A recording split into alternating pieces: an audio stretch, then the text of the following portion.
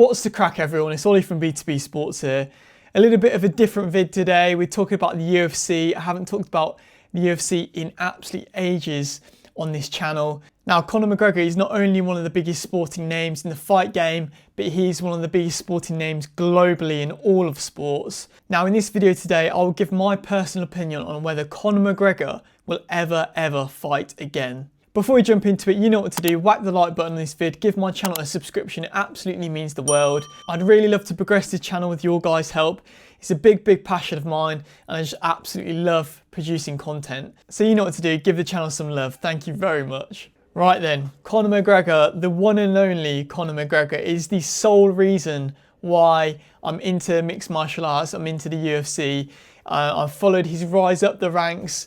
I first found out about him through a UFC embedded video actually that popped up on my YouTube account for the build up to the Dennis Siver fight. And his personality, his charisma, it just instantly drew your attention onto him. Confidence bordering on an air of arrogance pretty much sums up Conor McGregor pretty well. And the performance that he put on in that fight in particular, devastating combinations to Dennis Siver and putting him away early in Boston was a memory that I'll have for forever, really, in terms of the UFC history. And from that point on, his journey had me absolutely hooked. Obviously, we can't talk about Conor McGregor without the Jose Aldo build up and that fight in general. Obviously, the first time it got called off, he fought Chad Mendes for the interim belt. Sort of last minute sort of replacement, a completely different body type and a fighter to Aldo. But he got the job done. He survived a choke and put Chad Mendes away. Absolutely fascinating fight. And then talking about fascinating fights, you have the Aldo fight, which was over in a matter of seconds. I vividly remember staying up till 5:30 a.m. UK time to watch that fight, and just screaming in my bedroom at my parents' house, just going, "Oh my days, what has just happened?" Absolutely fascinating fight. I kind of wish it kind of went on a little bit longer, considering the build-up that went around it. But the knockout was absolutely devastating, and Conor rightly sort of had the sort of opinion that he wasn't going to run that back. His popularity at this time only grew and grew, and he decided to go up 2 weight classes to fight Nate Diaz. He lost the first time round, and he got the win by majority decision second time round. Those fights were just full on fun, weren't they? They weren't really for anything in particular, just money really and box office ticket sales. But the real crown jewel of Conor McGregor's performances in his prime was the Eddie Alvarez fight at Madison Square Garden. It was an absolute clinic. Alvarez just couldn't deal with counter-punching. The accuracy of that left hand was absolutely deadly. Everyone wanted a piece of the charismatic Irishman. He was rolling in decisions, rolling in options for his next fight. Was he going to stay in the UFC? Was he going to try and venture into boxing? And boxing he did. The biggest fight and the biggest payday of his career came in the Floyd Mayweather boxing fight. Now, there's a lot of people, debating whether he should have took that fight, whether it took his eye off the ball in the UFC game. Instead of building on the legacy that he's already built, he was cashing checks and buying yachts. But fair play to him, that's what he decided to do. He took on the Floyd Mayweather fight. It was an absolute marketing masterclass, a tour around the globe of just banter back and forth.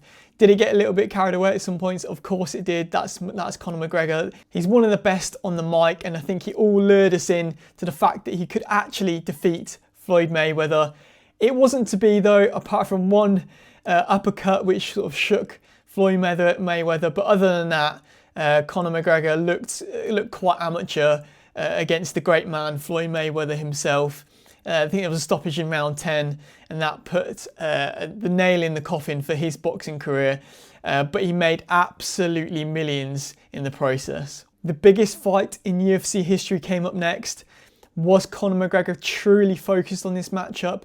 He's been rolling around in his Versace bedsheets, Did he really want to face the Dagestani wrestler, one of the greatest, if not the greatest, lightweight of all time, in Khabib Nurmagomedov? No one had any answers to his wrestling. He would wrap opponents up like a pretzel and completely suffocate them. And that is exactly what Khabib did to Conor in that fight. Whether Conor was completely sober or whether he completely trained to his full potential, we don't know. But Conor McGregor, yeah, unfortunately, was submitted on that occasion. And things got pretty ugly after that bout. There was a brawl in the cage. Khabib flew off the top of the cage to try and flying kick Dylan Dennis in the face. It was ugly scenes, and I think Khabib was probably a little bit miffed about the build-up and about what was brought up in the build-up. And yeah, it took a sour note, in all honesty. Another long layoff for Conor as he fought Donald Cerrone, a bit of a journeyman in the UFC, the original guy that would fight anywhere, anyone, at any time. And yes, Conor put on a bit of a clinic with the shoulder shuffle and the head kick KO, but really, was he really tested? I'm not too sure. The real test then came to the Dustin Poirier rematch. Obviously fought early on in their career. Dustin had greatly improved from that first fight, and he was a real contender in the lightweight division. And he put Conor out. He put Conor lights out. We had quite a humble, shaved-headed Conor for that fight, and I don't think many people thought that was truly Conor. But yes, the third fight came about, which ended again pretty ugly, pretty nastily for Conor. His leg break ended that fight pretty early on. It was looking to be an exciting fight. Both guys were trading blows, and that was pretty much it for Conor McGregor, and put him on a long layoff to where we are now, really. During that time, Conor's had various lawsuits, and now he's an owner of the Bare Knuckle Fighting Championship, and so his eyes are far away from the UFC. Now, are you asking me honestly, will he ever fight again? My honest opinion is absolutely not. He's teased the idea multiple times, you know, he's been in contact with the UFC, but in my opinion, his heart's not in it anymore, man. He's got a metal plate in his leg. He's had 2 devastating losses in a row to Dustin. One was a brutal KO as well. You obviously had the Khabib fight not long after that too. His prime fighting days are long gone, in my opinion. The guy is an absolute marketing genius, and I feel like he's found his home at the Bare Knuckle Fighting Championship. He plays that role so well, like the Vince McMahon kind of role, getting the crowd up and ready for these fights. Now, the real fighting fans, the real die-hard Conor McGregor fans, would they love to see him have one last fight in the UFC and go out on a high?